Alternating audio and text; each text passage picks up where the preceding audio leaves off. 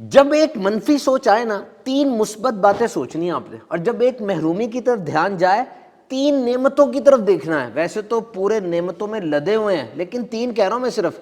Learn to flip the script, یہ بات سیکھیں آپ۔ جس طرح کتاب کے اندر آپ یوں صفحے پلٹتے ہیں اور ایسے کرتے ہیں، سب کچھ پلٹ جاتا ہے، چیپٹر بھی نیا، صفحے بھی نئے۔ یہ اپنے دماغ کے ساتھ بھی کرنا سیکھیں، سب کچھ بدل جائے ایک دم سے۔ You must learn, and for this there must be a set of specific and empowering way to feel good.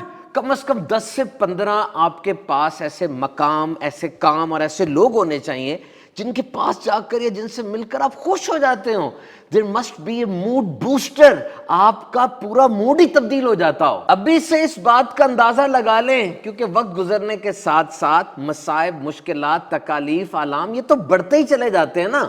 اور غور کیجئے، اگر آپ کھینچ کے اپنے آپ کو خوشی کی طرف نہیں لے کر جا رہے تو دماغ تو ہر وقت اداسی، مایوسی اور ماضی کے اس پنجرے میں ہی بند رہنے کو پسند کرتا ہے نا۔ So you must know how to make yourself feel good.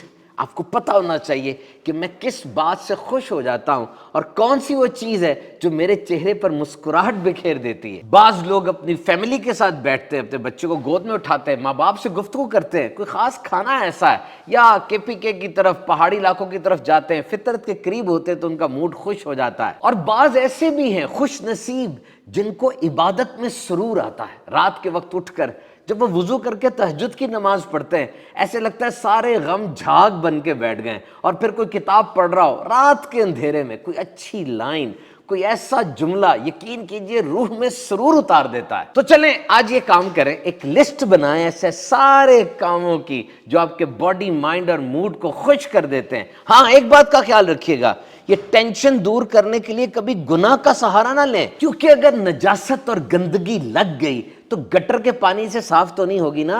اور اسی طرح کوئی تنہا ہے تو اس کا مطلب یہ بھی نہیں کہ جو بھی مل جائے اس کے ساتھ بیٹھنا شروع کر دے، بری صحبت میں کسی بدمعاش اور کسی گندی عادتوں والے کے ساتھ، کیونکہ اگر کوئی شدید پیاسا ہے تو پیاس کو بجھانے کے لیے وہ زہر تو نہیں پیے گا نا۔ اور یہ یاد رکھیے گا، پچھلے 20 سالوں میں نفسیات میں بڑی ترقی ہوئی ہے اور یہ طے پایا ہے کہ happiness is not an external thing. It entirely depends upon your own thoughts, attitude, your own mindset.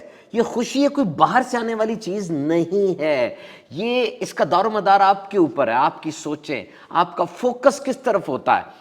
آپ کی خوشی کا دار و مدار اس بات پر ہے کہ آپ کی توجہ کس طرف ہے۔ سیدھی سی بات یہ ہے کہ یہ آپ کے چناؤ پر ہے، آپ جس چیز کو چنیں گے ویسی ہی آپ پہ کیفیت طاری ہوگی۔ So simple is happiness doesn't happen to you۔